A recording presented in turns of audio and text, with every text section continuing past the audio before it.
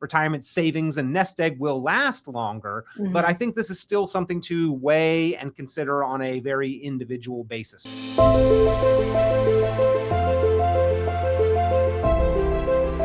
Peter, hello. Good to see you. Welcome back, everyone. We start with a time-honored classic and question. Should you tap your retirement savings to pay off your mortgage? A lot of people want to go into retirement debt-free, which is why it turns into a financial goal, paying off your mortgage, right? But before you write that final check, you recommend crunching the numbers and thinking through some unforeseen consequences. So let's do that.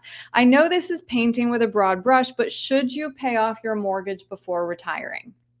Well, I mean, having a paid off mortgage is definitely a benefit in retirement. I mean, that's probably one of our largest line items in the budget is the mortgage payment. So having a paid off mortgage to retire into and throughout retirement is going to reduce monthly expenses and cash flow needs and requirements, which is what retirement stress is really built upon, is how much am I spending month to month and how much do I have left in those accounts to continue generating that. If we cut the expense side, then the retirement savings and nest egg will last longer. Mm-hmm. But I think this is still something to weigh and consider on a very individual basis. But the question of, is it good to have a paid off mortgage? I don't think anyone could argue no, that that's a terrible thing. It is a good thing, no matter where we're at. It's just it usually takes 30, 40 years to get there.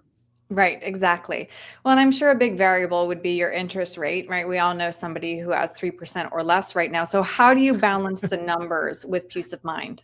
And they are clinging on to it and not moving anywhere so that they can retain that very low and attractive interest rate, which is obviously not where we are at right now if you go into a new mortgage and new interest rate. So we do need to weigh this carefully. I mean, there are repercussions for the source of funds to pay off a mortgage. And that's really the crux of the consideration here is, what is the source of funds? What is the cost to get to those dollars? And what could those dollars be doing for you otherwise? So there's some math side to this and there's some mental emotional side to this, but bottom line is that interest rate plays a part into the math. It's not the total picture.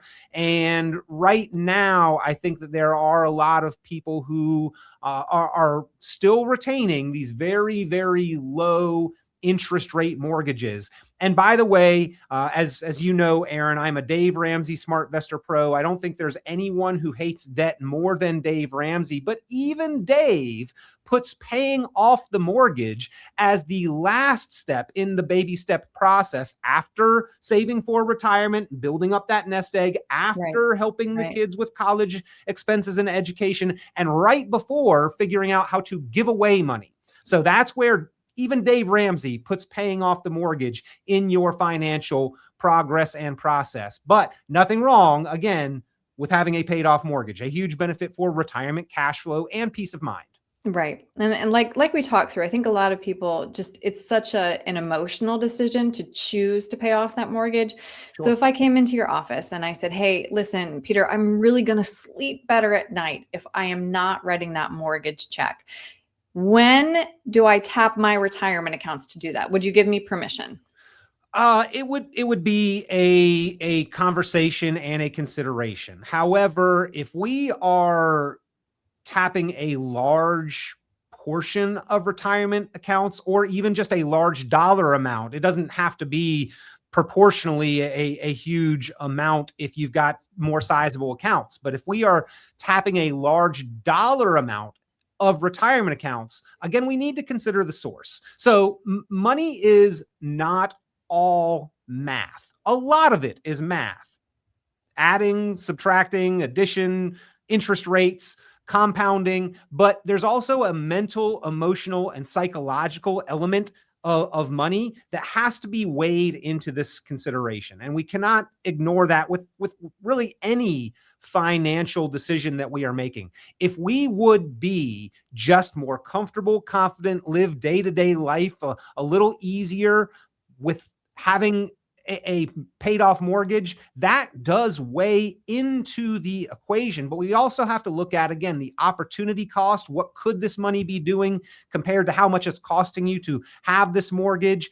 And most importantly, is there a cost for getting to the money? So your question, all that to say, your question specifically was tap retirement accounts. And a large portion of retirement accounts these days are tax deferred, yet to be taxed, or tax advantaged if we leave them alone. If we've got some idle cash sitting around that doesn't have tax implications to get to, that makes this a lot easier of a consideration, Erin. But even non-qualified, after-tax, non-retirement investment accounts might have some built-up capital gains where it's going to cost us a significant tax hit to get to those dollars and access them. So if we're paying off a mortgage with a relatively small amount and it's not going to impact our tax brackets or cost us unnecessary additional taxation, maybe then it makes sense to take out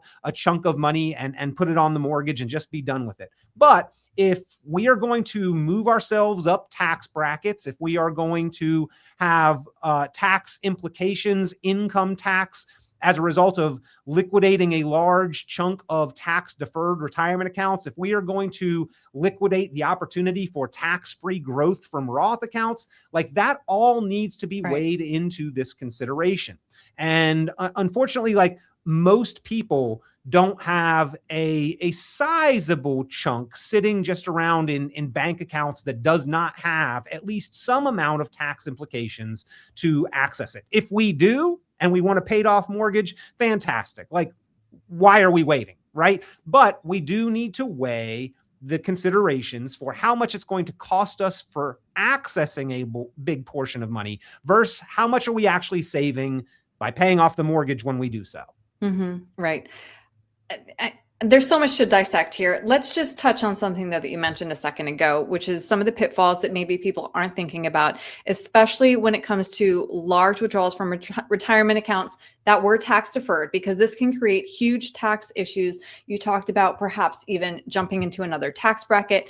Not only does it reduce your liquidity as well, this could also even increase your Medicare premiums. Absolutely could. And let's just say we're a married couple filing jointly and we've got about $100,000 of income. Well, that puts us right near the top of the 12% tax bracket. So if we were to pull out an additional, say, $100,000 or even $50,000 to pay off this mortgage, all of that money is then going to fall into the 22% tax bracket, which means we're paying 10% more than we need to access this money. And that's going to account for several years worth of the interest, right? If we take out a big chunk of money and pay 10% on the entire amount versus if we're paying 3 or 4% on an interest rate, and we could do this over a couple years, we've got to crunch those numbers. And so we need to look at where are we in our tax brackets? What's the source of the funds?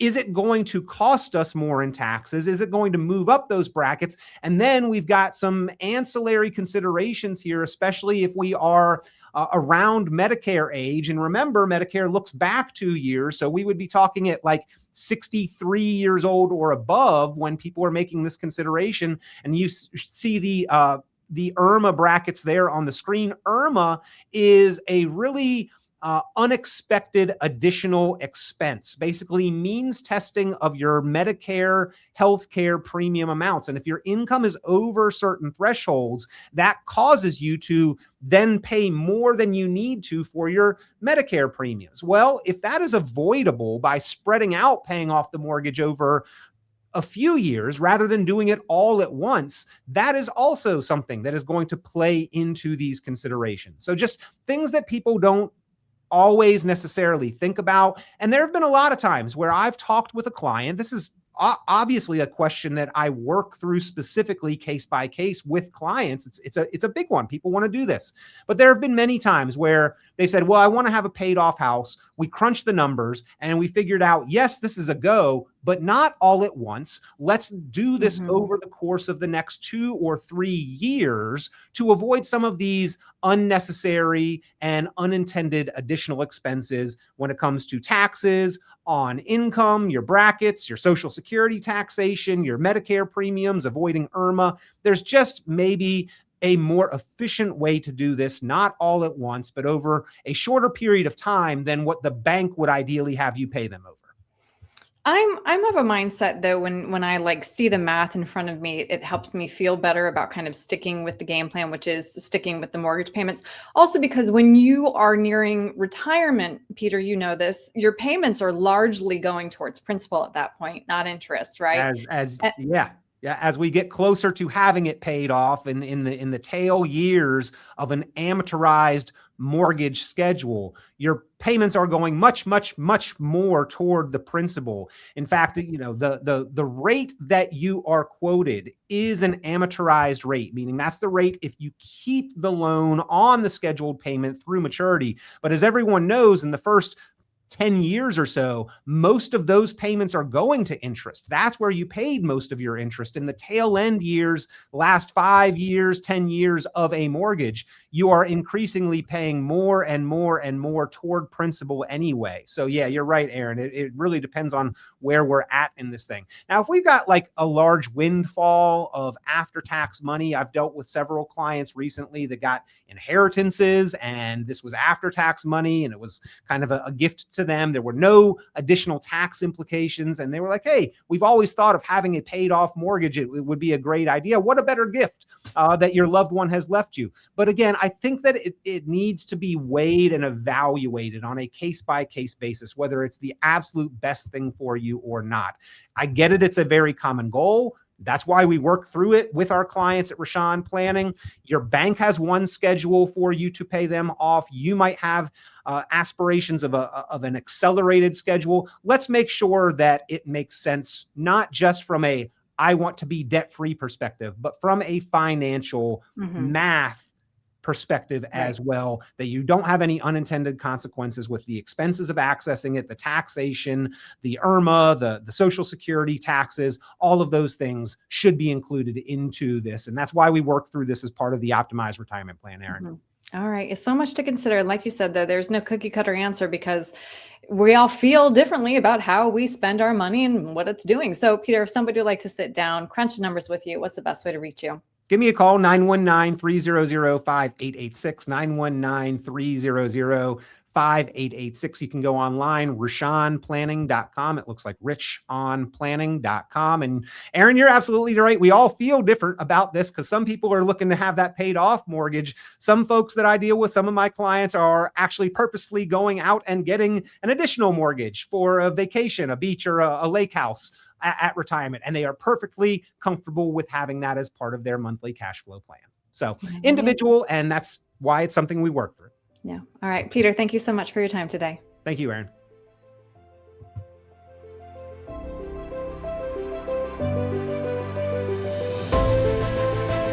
Hey folks, Peter Richon here with Richon Planning. So glad that you are enjoying the podcast, Planning Matters Radio. You know, one of the tools that we've put out there that people really seem to appreciate and really are finding of value is at 919retired.com. It is your retirement tax bill calculator. If you've got any kind of retirement account, your tax deferred, 401k or IRA, this is the website, this is the resource where you can go, you can plug in your own numbers, your information, you can slide the tool calculator up and down for your tax rate or your amount of savings and see what your tax bill is likely to be if you default and defer to the IRS's plan versus what you could potentially bring that tax bill down to. A lot of times it is a very significant savings. So if you have not yet, go to the website 919retired.com, run your numbers on the retirement tax bill calculator. This has been Planning Matters Radio. The content of this radio show is provided for informational purposes only and is not a solicitation or recommendation of any investment strategy. You are encouraged to seek investment, tax, or legal advice from an independent professional advisor. Any investments and/or investment strategies mentioned involve risk, including the possible loss of principal. Advisory services offered through Brookstone Capital Management, a registered investment advisor. Fiduciary duty extends solely to investment advisory advice and does not extend to other activities such as insurance or broker-dealer services. Advisory clients are charged a quarterly fee for assets under management, while insurance products pay a commission, which may result in a conflict of interest regarding compensation.